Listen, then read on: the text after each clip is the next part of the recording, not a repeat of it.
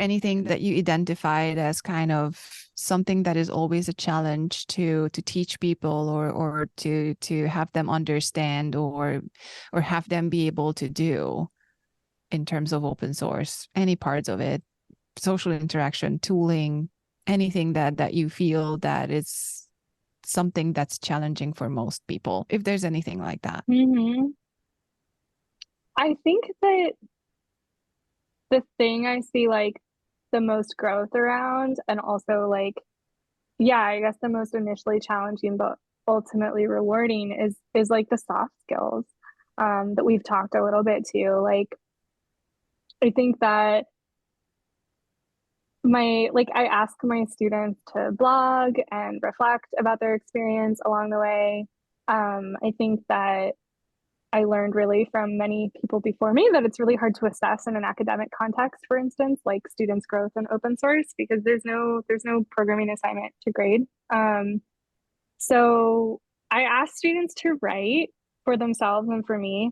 And then there's also, of course, like the communication that's just necessary to engage with a community. Um, and it's not unusual at the beginning for me to have like a little bit of pushback around like, oh, like this is a computer science class or program. Like why do I have to write, you know? Um, but that really that really changes by the end. And I think, I also sort of similarly see just like it's hard to enter a new space. It's very intimidating to, or can be, to enter a space full of like professionals who you at least have the impression know exactly what they're doing and have all the answers. And so I think that that is also hard to like, I don't know if it's like hard to teach as much as it's just like hard to experience like as a person. And potentially as like an undergraduate who's like early in your career as a computer scientist. um, but I also think it's really fun. I think it's really fun to see students go from like at the beginning maybe like watching me write a message, over like IRC or Slack or on a GitHub issue, um, to then like as a group like brainstorming, like typing a message together, like what do you think about this?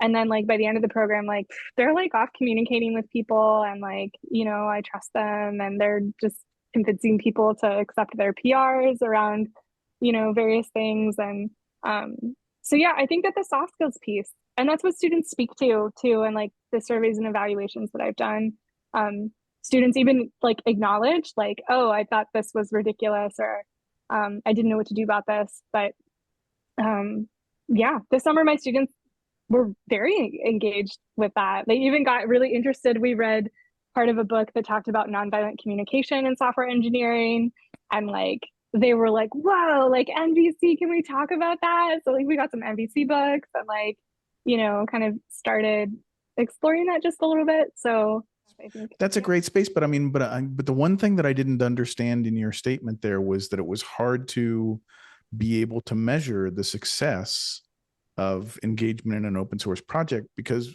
you just gave great examples, right? I mean, so you want them to do reviews of other people's PRs or on an issue, right? Or you want to see that documentation.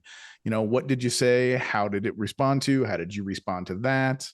I mean, those are the soft skills that you talk about that do take learning, right? I mean, and there will be missteps, and there might be a flame or two that occurs out of the experience, right? But that's also, I mean, that's part of being successful in an open source project, is to read the effing manual before you start, Yep. or what have you, right? I mean, and you can I could almost see it as levels of difficulty, right? Because some communities are more welcoming than others.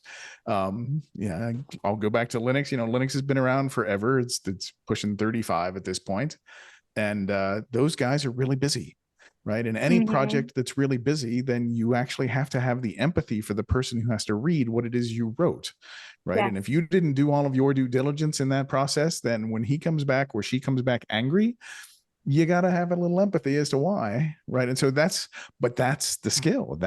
I could see that being the class, right? I mean, so that's how you get measured. It's not on that awesome technical thing that you got Yep. accepted. It's more about all of your communication that you did to get there, right? Or to help others.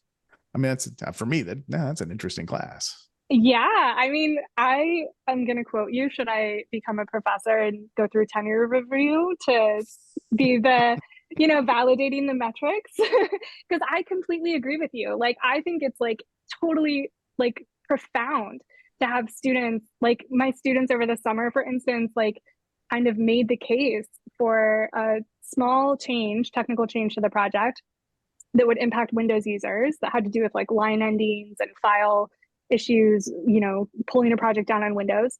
And it was an issue that had been open for 6 years.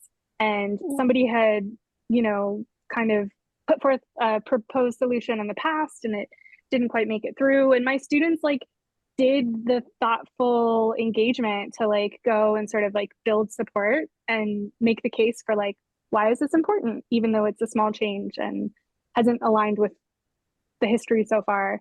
And like that to me was like so cool. So cool. And but I think that the challenge, and this is again maybe like this academic interplay, is that I still encounter sometimes like a bit of resistance to like, oh, but this is like a computer science class. So like where is the code contribution? Like we want to see the code. And like to me, I feel like that's kind of like missing the point, like, or failing to fully appreciate all this other stuff that is like so, yeah, just so amazing to have it happen in the classroom, and like really rich learning that's equipping students for the rest of their lives. Like they can go learn the next language in 2 years when it comes on the scene, and like we're moving on. But you like these skills, I think, are really what you need to work with other people. I can tell you that it applies as much in the corporate environment as it does in the open source environment. It's just easier to track and actually you put metrics around it, right? You can measure it because all of those interactions are transparent, and it is literally, you want something more along the lines of the psychology of computer science, or the psychology of collaborative development, right? Where, from an early time, I learned a set of behaviors in one of the first team settings I had for open source. Not for open source, but for development, for software development, right? And one of the number one rules was you don't blame somebody else for a bug until you're absolutely sure it's not in your code. Right? And we had a very funny wag of the finger, right? If somebody were to do that and claim that, oh, there's a bug over here when it was actually in their code, everybody would wag their finger at them in a pleasant way. But we had these norms, right? And those norms are also very ingrained in open source. And so the ability to influence your colleagues in a company for what technical idea you're trying to bring forward, or what the empathy of understanding what they're trying to get to, right? All of those skills are manifest. And like I said, you can actually track it because it's all transparent. The dialogue is transparent, except for that beer at the bar when they go to the conference. That's something that's harder to get. But as far as the IRC or the Slack or the email chain, you can actually track it. Yeah. And it's a skill that is required to advance in computer science and in software development, actually in any engineering discipline. I mean, seriously, like making management understand that what the salespeople sold to the customer is never going to get implemented because it's that's another skill set altogether.